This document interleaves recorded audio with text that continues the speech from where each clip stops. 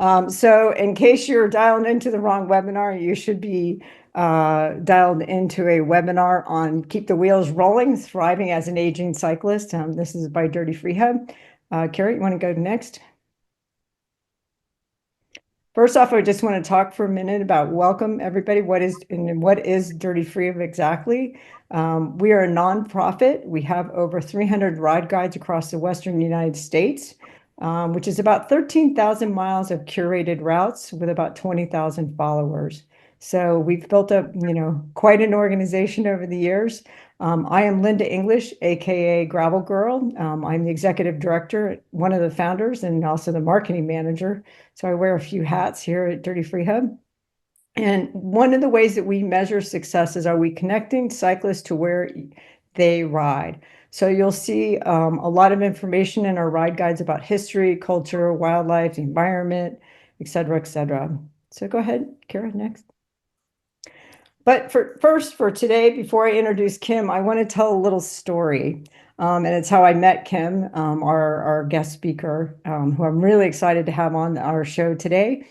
And we were down in Lakeview. Dirty Free Hub was hosting what we call as a pop-up event where we all just run to one city or one town. I wouldn't call it a city, one town, and start riding. And we started having this conversation. And I was telling her about how I had set the goal for the year as riding 6,000 miles. So I was turning 60 this year. I already turned 60, but I was turning 60. And I decided that was going to be my big goal for the year. And even though the following year I'd done 5,000 miles and it really wasn't that big of a problem for me, but 6,000 was really, really hard. And so Kim and I are riding along and she's telling me about what she's doing. And I'm saying, I don't think this was a very good goal. And she starts laughing at me and she goes, "No, I don't think it was a very good goal." She's like, "Tell me about why," because she's a very, very good listener. And I said, "Well, because all I do now is ride my bike. I actually don't feel like I'm even that fit anymore." The interesting thing was my body started gaining weight. I was actually getting slower at cycling. I wasn't getting faster. And I had stopped doing all of these other sports because every minute that I could, I was getting on a bike to finish this 6,000 mile goal. So I told Kim, was like, "Well, do you need to finish this goal?" And I was like, "Well, yeah, I'm kind of a type A personality. So unfortunately, I do need to finish this goal." But she really got me thinking. The whole conversation I had with her got me thinking about how I had set this really ridiculous goal for myself. And I really needed to stop and reset and start thinking about what was I doing to my body by doing that much cycling. I mean, I'm a slow cyclist. I ride about 10 miles an hour. So you can do the math. That's a lot of time on a bike. And for some of you, that's great. Maybe your body loves that. For me, my body was starting to really rebel against it. My shoulders hurt, my back was starting to have problems, my knees were hurting. This was not going to be a sustainable thing. So that's how I met Kim. It was on a bike ride down in Lakeview. So Kim, what's your side of the story on that one? Do you remember that conversation with me? Did I really say it was a terrible goal? I can't imagine I'd say that. No, you didn't say it. You were nice, but I could kind of feel that, like what were you thinking when you set that as a goal? You were very nice Yeah. about it. Well, I think that I sort of had a similar story in that, I've been riding a bike for decades, and as a coach and as a racer and as an endurance rider, I mean, just thousands and thousands of miles over the decades. And my body fell apart also after about, 35 years of that. And it really fell apart. So that's why I think we had, sort of similar thing. Because I had been through that and came out the other side. That's why I was kind of laughing at your goal, maybe. Yeah, yeah. Oh no, you definitely weren't laughing, but you just kept asking me questions like sort of like why would you want to do that? I kept saying like No, because I know why you you want to do that. I can. mean, I totally get that sort of like bike addiction and that writing those numbers down and having those goals. I mean, I've been doing that my whole life. So I totally get that. It's totally fun. So Kira, can we get the next slide? So who in the world is Kim Collier? First off, she's a fabulous person. She's wonderful to ride with. You can go ahead and read her credentials here. They're quite impressive. And she is the reason why we decided to have her on today. So, Kim, tell us a little bit about who you are. You started talking about being a cyclist forever and ever, but you're a lot more than a cyclist. You know a lot about the fitness industry and about training for cycling specifically. So, let's just talk a little bit about that. Okay. Um, well, like I said, I have been training forever, riding forever, um, as a racer, endurance rider. I've been a cycling coach, go on cycling vacations. I mean, that's kind of all I've done for a really long time. In an attempt to become a more well-rounded cyclist, I also became a personal trainer, and with the specific intent of being able to have a well-rounded, body, and like to work my upper body and to work my core and that kind of thing, and then train clients, because I've had this personal training practice and coaching practice, train my clients in the same way, that so that they would receive the same benefits. And then I also have this degree in holistic health education, where I had a lot of nutrition knowledge, and I really felt like I knew a lot and I had a lot to offer. So when my body fell apart at age 55, it was like, how could this be? I have all this experience and all this education, got multiple certifications and all kinds of different training, and it was devastating. It was like, like I said, cycling was my life. It was my social life. It was my work. It was my therapy.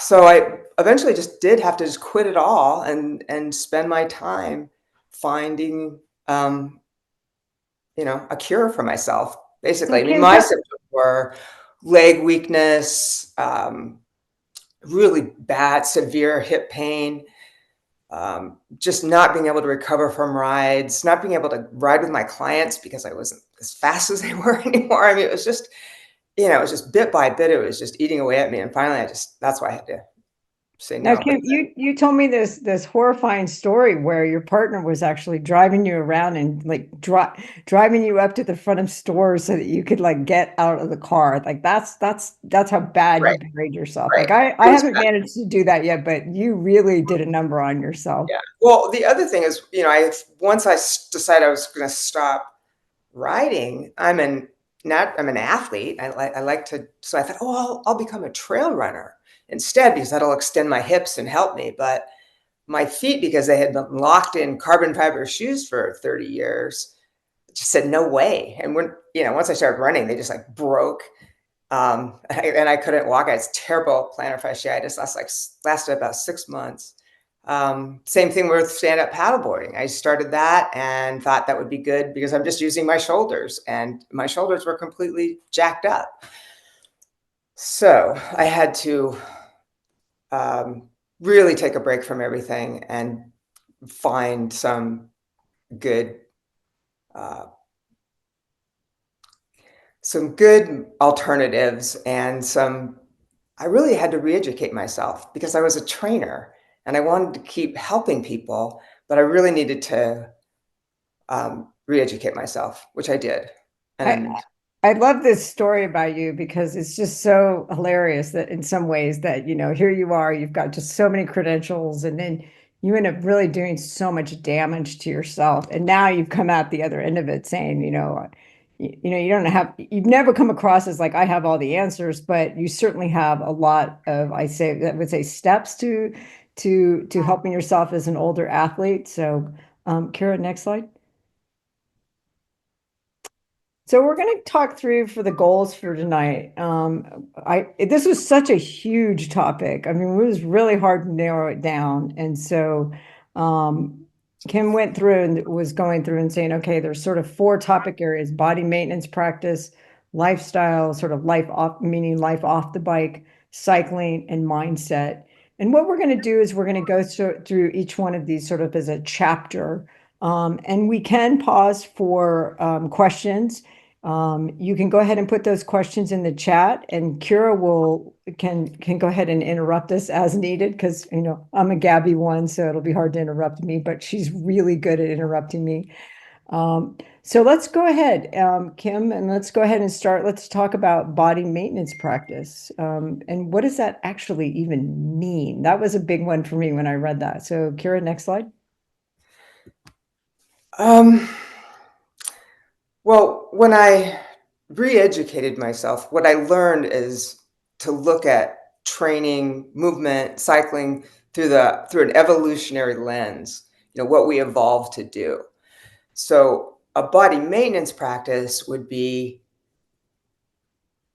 maintaining our joints in a way that they are supposed to be moving. So like on a bike, for example, we're just in this confined pattern of movement for, like thousands and thousands of miles. And they're not getting any, I'm starting to freak out here. I'm really nervous. I'm really Oh, no, sorry. you're fine. You're doing great. Okay. um, so a body maintenance practice for me is um, boils down to controlled articular rotations. I learned this through one of the uh, people I studied with.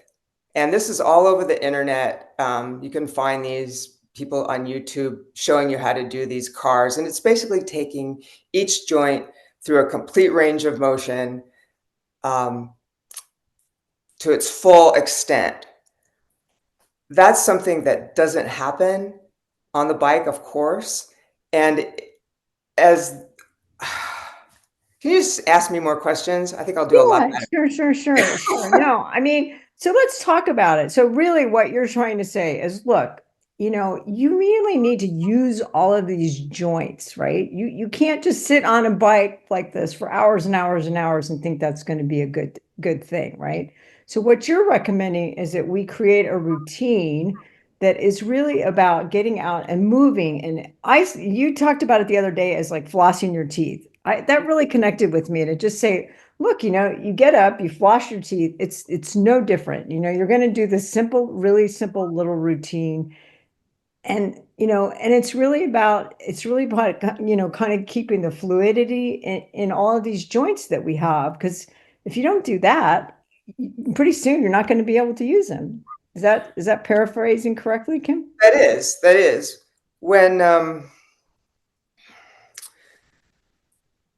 When I was injured, I studied with a person up in Washington, Katie Bowman, and I just started with her doing kind of joint by joint movement, really slow. There was a lot of anatomy and a lot of physiology, a lot of stuff to learn. But basically, and I went really slow. But what I found and how I train my clients is I use this cars where they can in 10 minutes go through all the major joints in the body and touch all the ranges of motion and just remind the brain that this movement is available, and get those nutrients into those joints that otherwise wouldn't get it, because joints generally have no blood flow. They're cartilage and there's no blood flow into the joints. So the only way they get nutrition is through moving. Um, just doing that, just maintaining your joint is a huge thing to do as a older cyclist or an older person. It's always the first thing I teach my clients. And then from there, it's also the cars is a self-assessment process. So if I tell you to move your wrist and you can't do it, then I know, okay, we got to work on the wrist. But at the same time, just moving the wrist like that helps the brain, helps the wrist itself, gets that fluid going. It maintains the range of motion that you still have. So it's totally worth doing. And I'm sorry, I'm kind of lost my track here, but people No, are Hey, I Kim, think it's really. I'm sorry. Go we had a ahead. few people mention about some of the activities they were doing, like they're doing lots of skiing, some downhill and backcountry. But some people were also asking about like if you could help us understand what we can do to make sure we can continue to use our body and maybe in a new way, but still in a great way. Um, right. Also, Right. there were some questions too about what to suggest for recovery when certain joints are sore.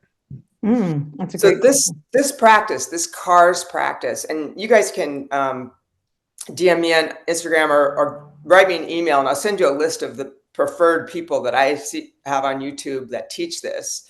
There's a couple people that do a really good job just to show you the whole body routine. But this is a way, the joints, having a fully functional mobile joint is a prerequisite to do anything. Is to hike. I saw somebody who was hiking waterfalls and whatever. And Tai Chi is another one that does move the joints as well. And there's nothing wrong with any of that stuff. Yoga, all that stuff that moves your joints is great. The reason I like cars is because it's very systematic, and it can tell you immediately where the issue is, what the problem is that we have to deal with it. So I like it as an assessment tool. I like it as a measurement tool. If I can see how you're improving, if I watch you do your cars like once a month, and if your cars are improving, the exercises that I've been giving you are working, and it makes me feel good. I have pretty arthritic body because I've been through so much, and it's still, it's not like I cured my arthritis. But when I get up in the morning, the first thing I do is those cars, and I feel tons better. I mean, just amazingly better. I do them each joint 3 times, and the first time around it feels kind of crackly and yucky, and it gets better. And by the 3rd time, it feels pretty good. So, if it doesn't matter what you do for your cross training, you still have to do the fundamental things of moving your movable parts on a regular basis. Kind of on the topic of cars, someone was asking too about weight bearing exercises for the older crowd. Do you have thoughts on that? Yeah, I think strength training is very important. But again, if you don't have a functional joint, you don't want to load that joint with weight. So that's why sometimes I see people just going for it in the gym. And I think, it's like crossing your fingers that they're going to be okay. Because if they're like a cyclist and they've been wearing down their tissues, they're probably not. But if there's somebody who's just been sort of had a rounded, athletic life, well-rounded athletic life, they might do okay. But it would be in their best interest to get those joints assessed and work on them. And it's not hard. It's really not. It is, like I said, it is like flossing your teeth. So Kim, if I can just sort of recap, and what you're really encouraging people to think about is, instead of us being so focused on muscle, right? Which is, I'm guilty of that. I think I called We all you. are. We all want. I called you to say, I'm losing muscle. We have to get the muscle back. And you're like, well, how are your joints doing? And I'm like, oh, my joints are fine, but the reality is they're not. I mean, I have like all these feet problems in my, I broke my hand a couple years ago. That still hurts. My shoulders are, I've had problems with my shoulders, that frozen shoulder thing. And, so you're saying what your advice is really the basics are start with your joints, and then you can progress into other stuff like muscles and right. And you don't have to wait until your joints are completely healed, because that may never happen, but you want to know what their capabilities are. You don't want to overload them and injure yourself. And the only way to do that is to assess them. And self-assessment is hard. I think it's really important if to get a coach. I have a coach. I just think it's and you don't need to have a coach forever. You can just get a coach to kind of assess you and tell you what you need and give you a few exercises and send you on your way. But I think it's for long-term athleticism, I think it's a really, really good idea. And how would you find that coach? You and I had talked about that, I remember one time I ended up with a coach who was not a good coach, and I ended up getting more injured, and I thought, oh, this is great. I just paid somebody to help injure me. That's not really smart. So if we're looking for a coach, what do we really look for in a coach? Well, I think obviously you want somebody you can talk to and feel Connect with, yeah. spending time with. But I think they need to know what evolutionary biology is and what that means. It means that there are certain movements that we need to do to be fully functional humans. And if they don't understand what that's about, and they just start loading you on with exercises, like if you could just ask them what would be how would you assess me? An assessment is key. And if they say, well, I'm going to see how heavy you can lift on a squat, then you don't want them. You want somebody, sometimes like yoga teachers come to this kind of practice where they're, a lot of yogis get injured and then they have to go find this kind of movement practice and then they bring that back. It's not, I wish there was an easy way to say, this is how you do it, but you really got to get out there and sort of look and try and get references from your friends. I'm happy to help people with that too, to help them find somebody in their area. I do have a network of people and people I can recommend and networks I can recommend. So places they can look and see if there's a certain kind of trainer in your area. So I'm happy to do that if you want to drop me an email.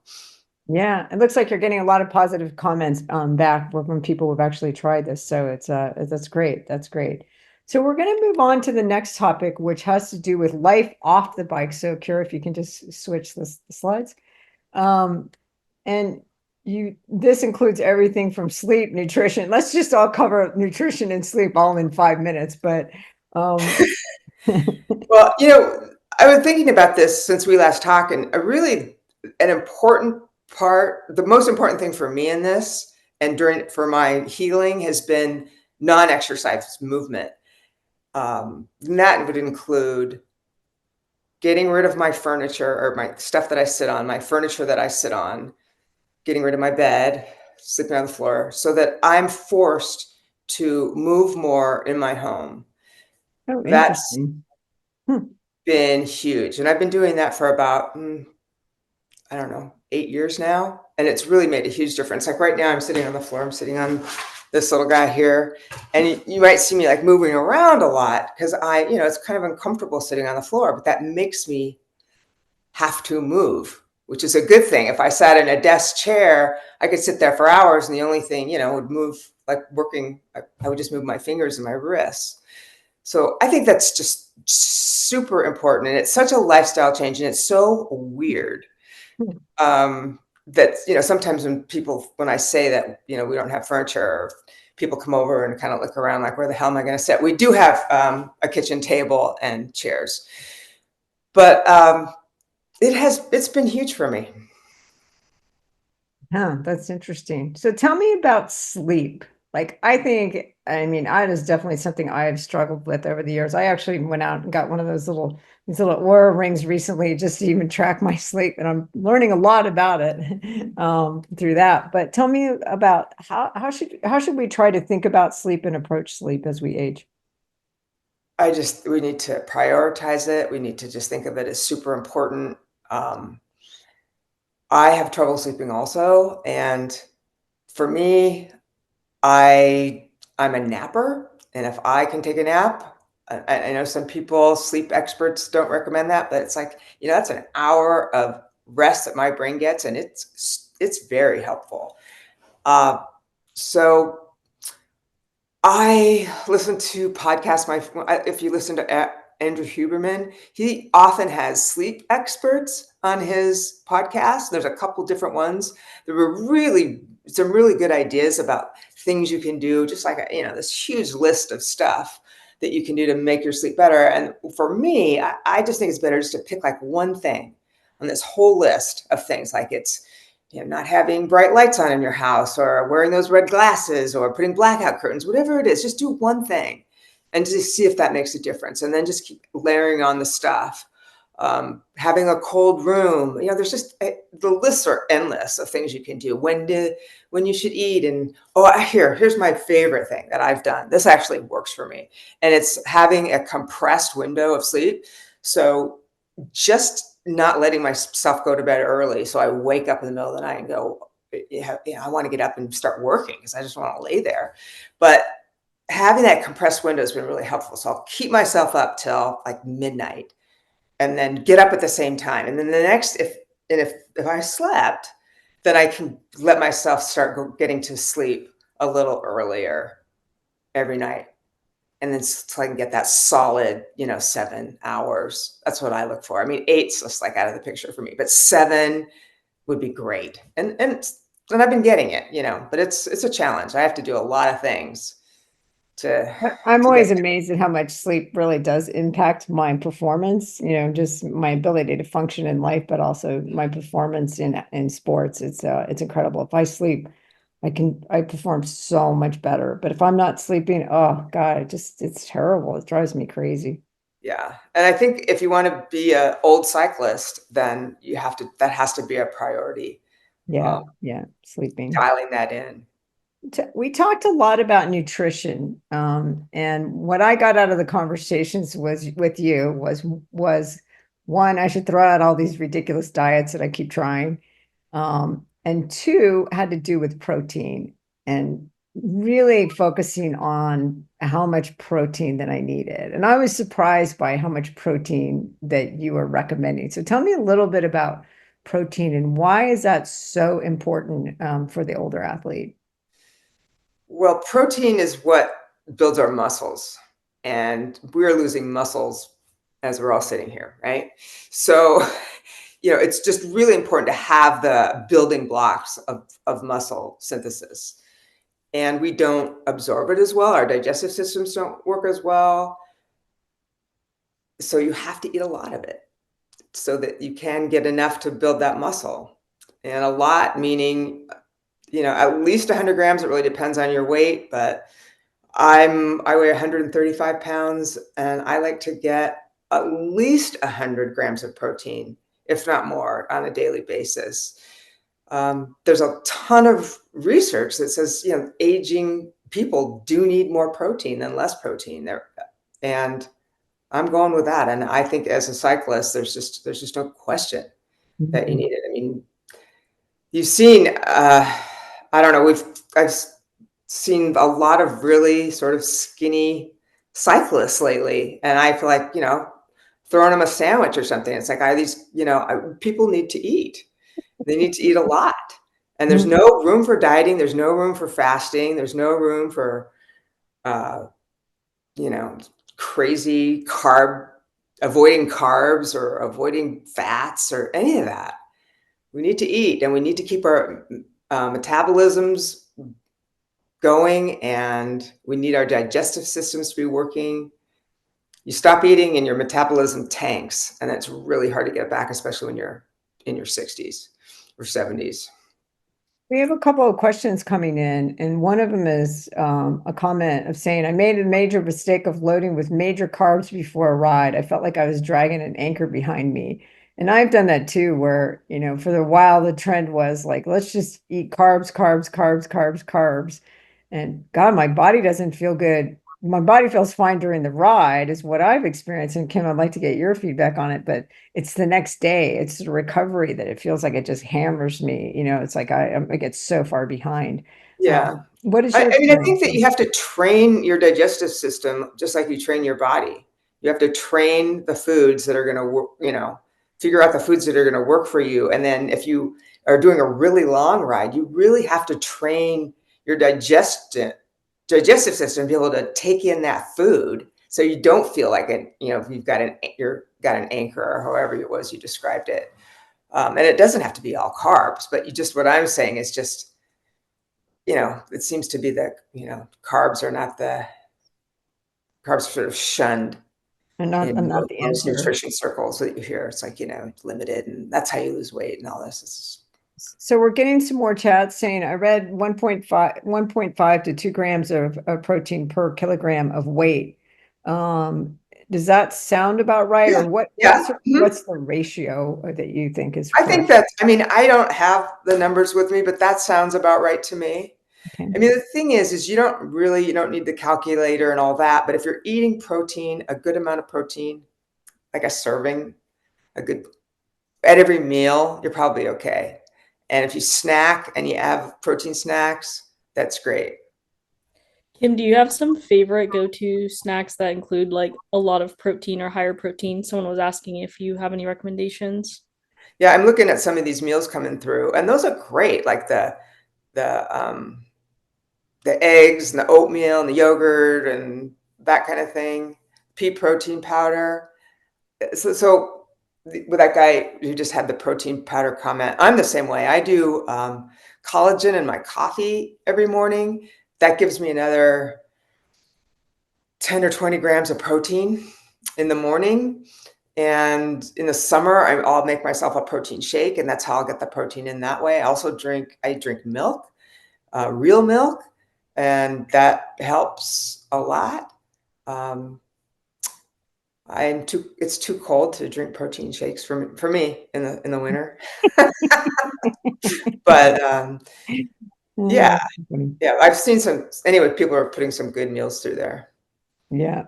No, this is great. I mean, we could spend all night just on nutrition for sure. I know. It's a huge topic. And you and I talked about like alcohol and sugar, and there's so much written on it. Alcohol and sugar are bad for you. So, you got to weigh in there. You got to throw them under the bus as well, I'm sure. But, Who, me? yeah, I need to. Yeah, you told me Well, I mean, I don't eat sugar. so I'm not going to throw sugar under the bus. Our brains run on sugar. We need sugar.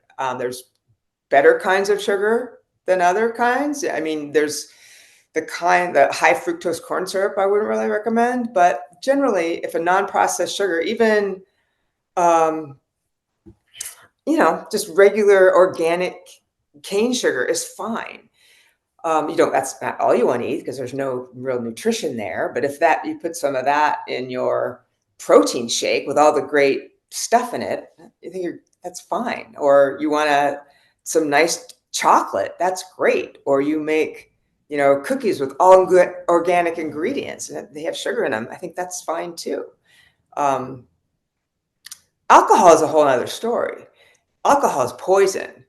And if you're like on the fence on alcohol, you should listen to Andrew Huberman's podcast on alcohol. It is so great. I don't drink. I haven't drank for a really long time, but if I was there, that would turn me off forever. It's just not worth it. There's just too many risks. So I would highly recommend that.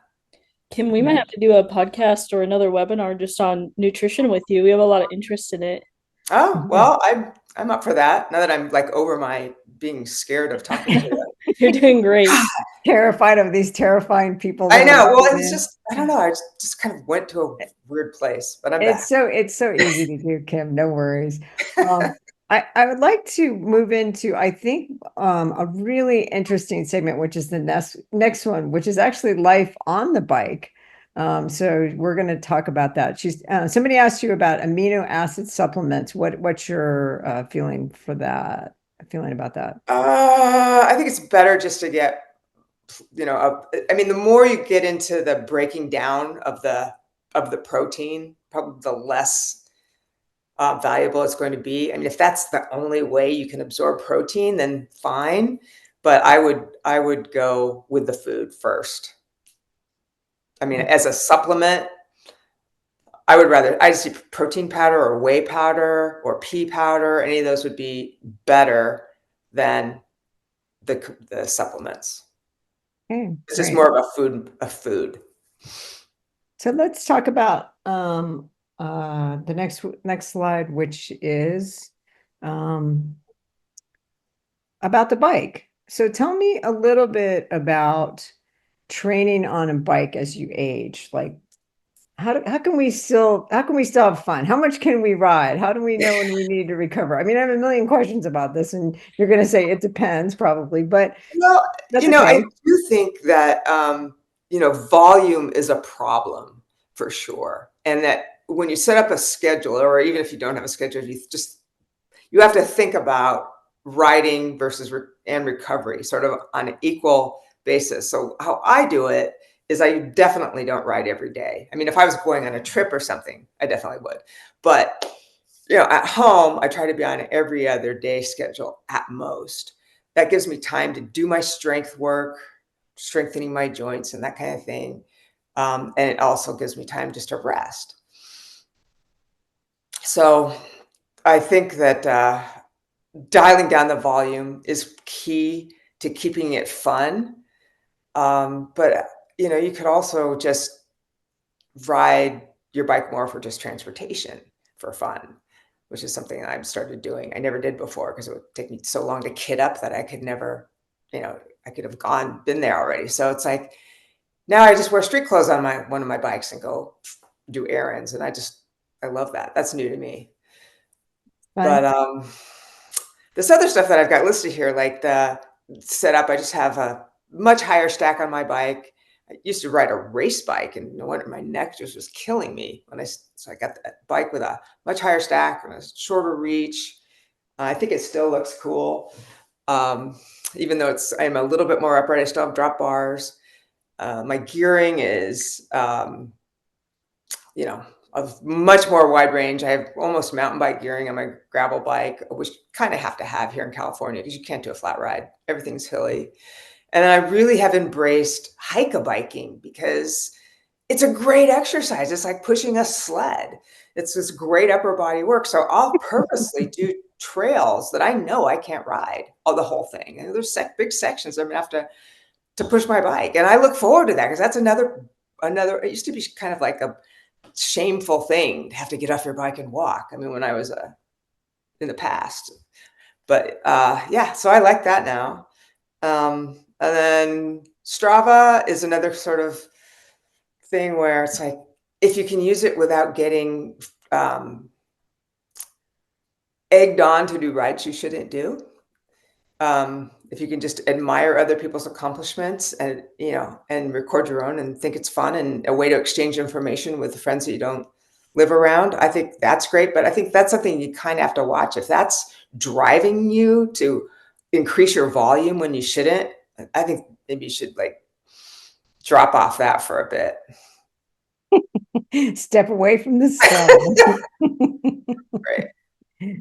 Oh, I'm the worst, man. I love that stuff. It gets competitive. Like my friend, she pops up her Strava segment and she's like right in front of me. The next time I go out, I'm like, oh, I just got to go a little bit faster. Right. And some of that's great, like for training, like during a ride, because you want to hit those, those high intensity training situations, but you don't want to be pushed into it when you're not ready or when your body's not ready for it.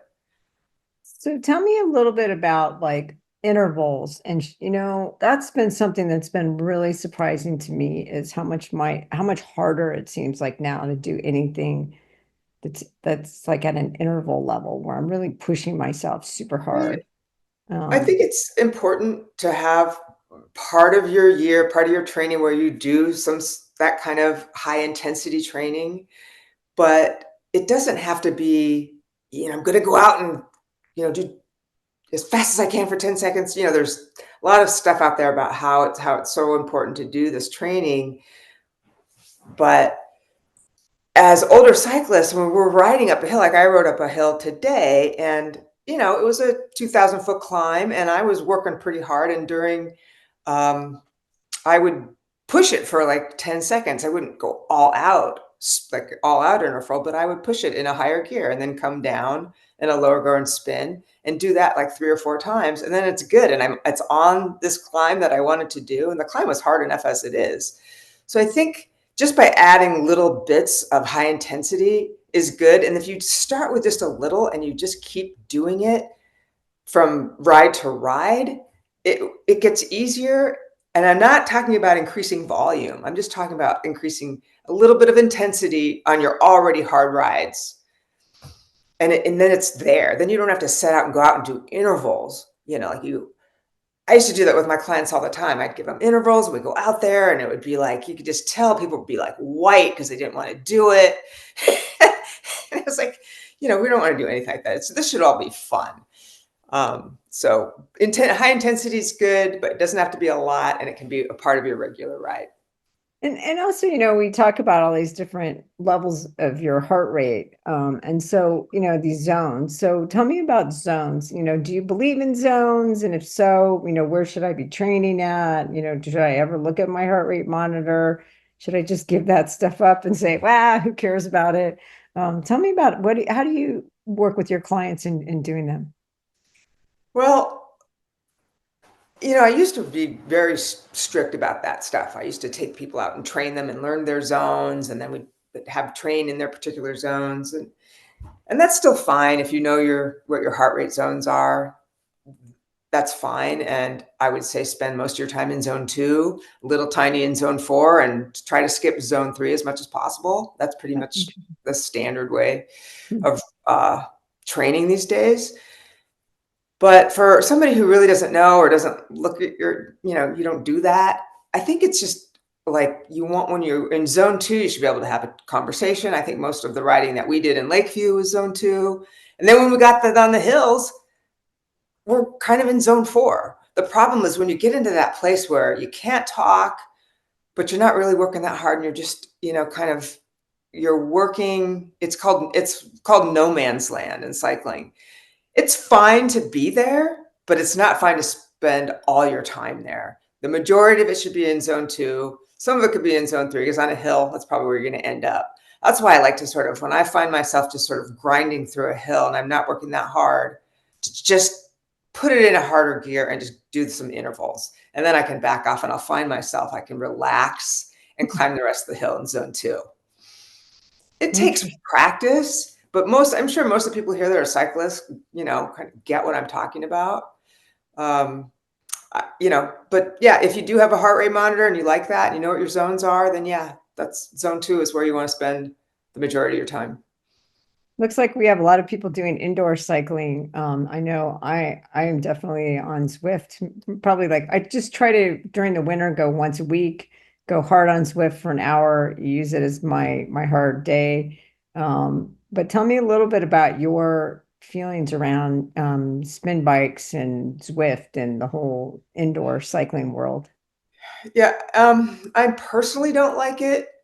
I feel that I've spent so much time on my bike that if it's conditions or whatever where I can't ride, then I'm much better served doing other things, like doing strength training, doing mobility work, or walking with my dog, or skiing or skating or whatever. To me, I don't have fun on that bike. I think it's miserable. I have spent many, many hours on a trainer, on rollers, and it's like, no, you couldn't pay me to get on a Peloton. But everybody's different, but I just think if you put in a lot of time in the saddle during the riding season, then this is really your opportunity to give that a rest and work your cardiovascular system in different ways, work your joints and muscles in different ways. It's interesting. So people are talking about the HIIT workouts. Can you maybe comment a little bit about that as well? About the what? HIIT. Yeah, just HIIT. So that's what I was just talking about with the interval trainings. Mm-hmm. HIIT's just high intensity. Okay. So you could just pick a time span. I would start really short, like 10 seconds, and ride hard.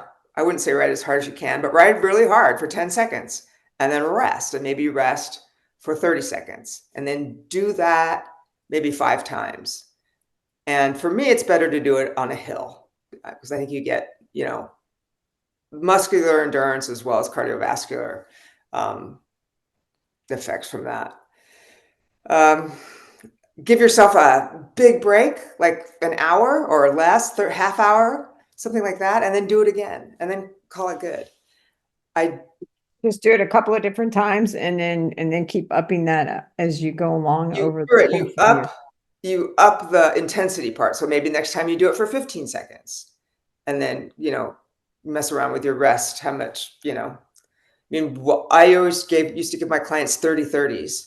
We do like 3 sets of 30-30s, so 30 on, 30 off, 30 as hard as you could go, and then easy. And it was, it was really hard. And there's no reason why anybody on this call couldn't do that. But if you haven't been doing it, I would say start really easy. Go into it slow. The heart is a muscle like anything else. So if you've been riding for a really long time, that's great. But if you haven't been hitting those intensities, you just want to take it easy at first. But and you're talking about 30 seconds, not 30 minutes. 30 seconds, absolutely. That's pretty funny. I'm like, 30 minutes. Oh, yay. I get to go hard for 30 minutes. You're like, nope. Okay, let's go ahead and if there's any other questions regarding cycling and training for cycling, or Kim, did you have other comments? Because I was going to go ahead and Yeah. okay. All right. Do you have what's wrong with zone 3? Somebody's asking you. It's kind of a zone where you're not getting a stimulus to improve, but you're not you're just sort of, we call it like you're maintaining, and there's nothing wrong with that. But if you spend all your time there, you're not going to get anywhere. You're not going to have, you need time to recover, and your heart needs time to recover and develop, being able to do more at a lower heart rate. And the only way that happens is if you work at a lower heart rate, if that makes sense. So it's not like it's bad. It's just that's where most people on the bike live. And that's not necessarily good for performance outcomes or even health outcomes, because the recovery part is so important. And zone 2 is really nourishing for your body. It's nourishing for your heart and everything. If cycling can be nourishing, which is debatable.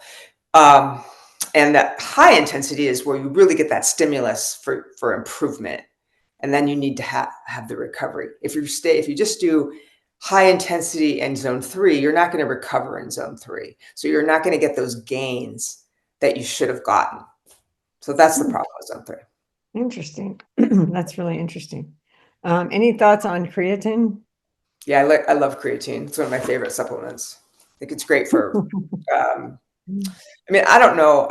I haven't done any tests on myself or anything, but I do feel better cognitively, and I have more energy on the bike when I take it. The problem with creatine, however, is that it can give you insomnia. So you want to be sure that, for me, I'll speak for myself, when I take it, I use it when I know I'm going to have a pretty hard workout. I took it today before I did my climb up Mount Diablo. Not right before, but I took it in the morning knowing I was going to do that ride today. And I think that I'll probably sleep pretty well. At least I hope I will. And somebody's asking about water and electrolyte suggestions for touring and bike packing for long miles. So what are your recommendations on water and electrolytes? One thing that people sometimes forget is that food is probably your best source of electrolytes. So having a wide variety of food. And then in terms of the, liquid, I prefer the, what's it called? The salty stuff. What's it called? Gatorade? No, No. definitely not. Element. That's my favorite. Yes, that's it. And I love that stuff to a point. But I think like that's what I put in my water bottles today. It's not sweet. I like the salty part of it. I think it's got a good combination of electrolytes. It works for me. Some people don't like it, but I've been using that for a couple of years now, and I really, really like it. Okay. Okay, so yeah. Okay, so let's go ahead and move on to the final topic, which I actually found to be one of the most interesting topics, which had to do with mindset. And I think that was one of the impacts you've had on me, is getting me to rethink and say, you know what, you are getting older, Linda. You don't want to admit it, but you have to change the way you're thinking about your poor body and not stop abusing it to death. So tell me a little bit about how to change my mindset. How do I do that?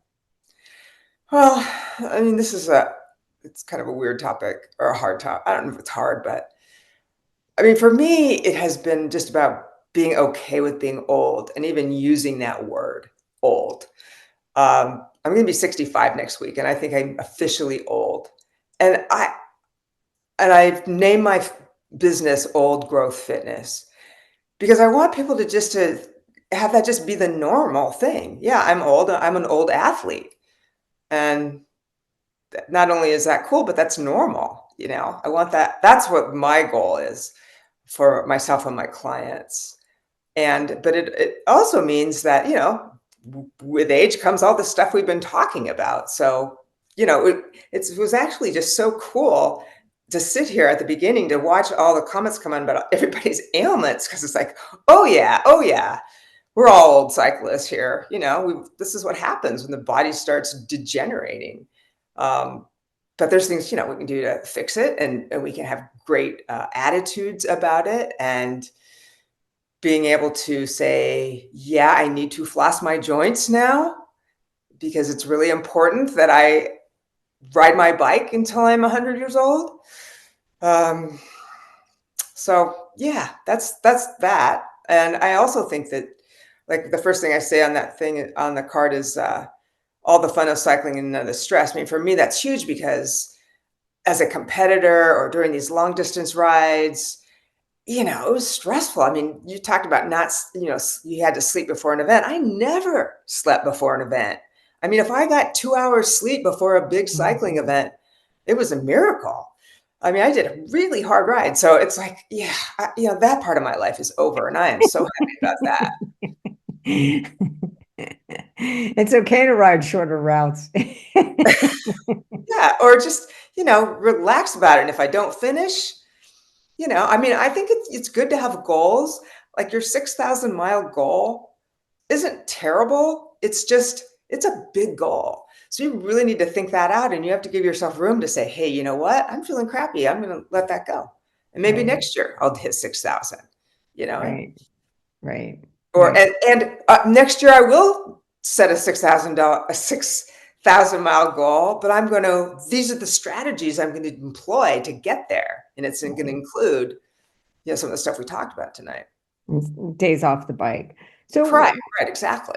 let's talk about e-bikes for a second, and that wasn't something you and I have talked about, but I've played around on e-bikes a lot. I actually have an e-bike, and I use it for, days when I want to ride with somebody who's really fast, right? Yeah, Or I I use think it that's for, a legitimate yeah, reason to have an e-bike. yeah. So have you, what are your thoughts? How are you seeing people mainly use e-bikes? For that reason, to be able to keep up with people that they want to hang with on the bike, I think that's a good reason. I think using an e-bike instead of a car is probably the best reason to use an e-bike. I feel like if every household in my town gave up one of their cars and got an e-bike, this would be a really nice place to live. But e-bikes for degenerating bodies, I get that. I may be there one day, but the e-bike's not going to solve your problem, right? It's not Mhm. going to fix you. It's may delay the inevitable of having to stop riding.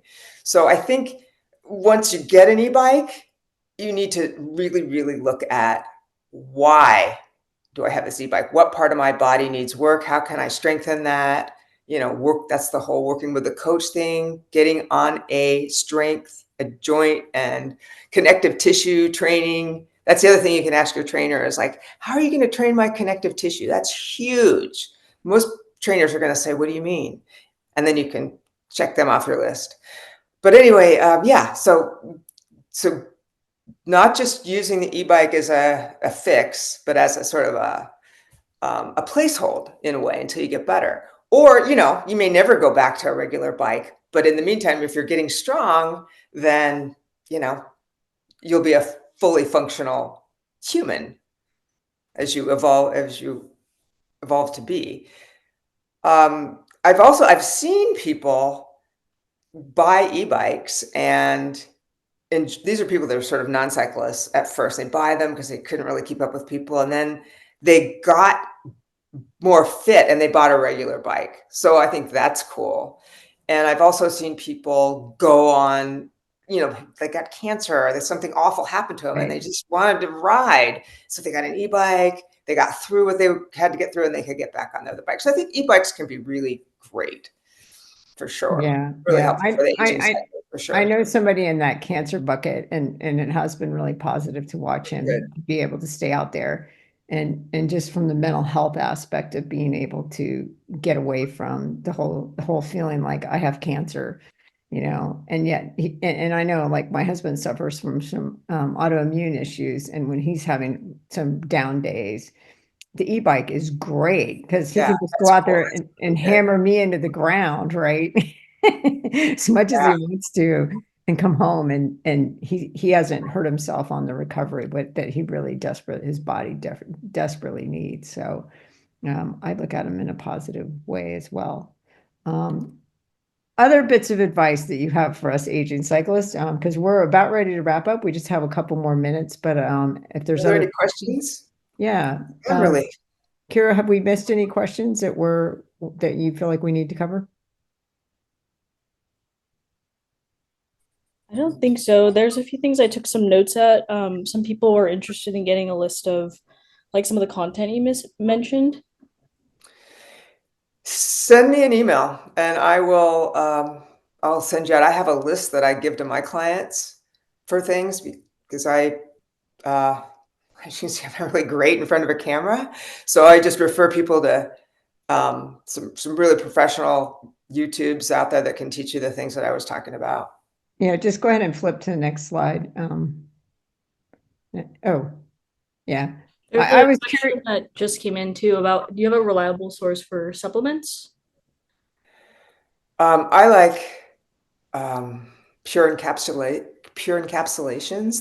They don't have any added or inert ingredients. If you go to like Costco and buy vitamins and you see half of it is just stuff like inert, but it's still stuff you're taking in, and there's no federal regulations about how much they can put in, and they don't have to tell you how much they put in. So anyway, long story short, pure encapsulations doesn't do that. So that's what I would. Or you're talking about what kind of supplements, not what brand. I think vitamin C is super important. Magnesium is super important. I take a really nice multivitamin to get my B vitamins, and sometimes if I'm feeling kind of low, I'll take a B12. That's great. Great. Well, Kim, went ahead and posted your email address Okay. on the slides. So make sure that you take that down. Just drop her a note if you would like to get a follow-up email, which has some of her favorite, whatever your question was. I know you guys Yeah, had and some I can supplement and questions. also for like coaching referrals and things like that, I can help you out with that if you tell me Right, where your issue is, where you're at. right. Yeah, and if anybody's in the Walnut Creek area, I have a private practice that I work with older adults, older athletes, and older adults wanting to become older athletes or old athletes or aging athletes. Yeah. Well, Kim, we can't thank you enough for putting together this webinar. It's been really fun for me personally. I know turning 60 was a big milestone this year for me, and thinking about you really have gotten me to think a lot differently about what do I want to be doing in the next, 20, 30, 40, 50 years, however long I'm going to make it.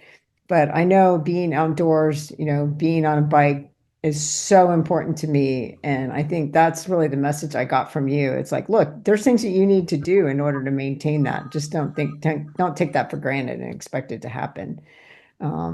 So really appreciate it.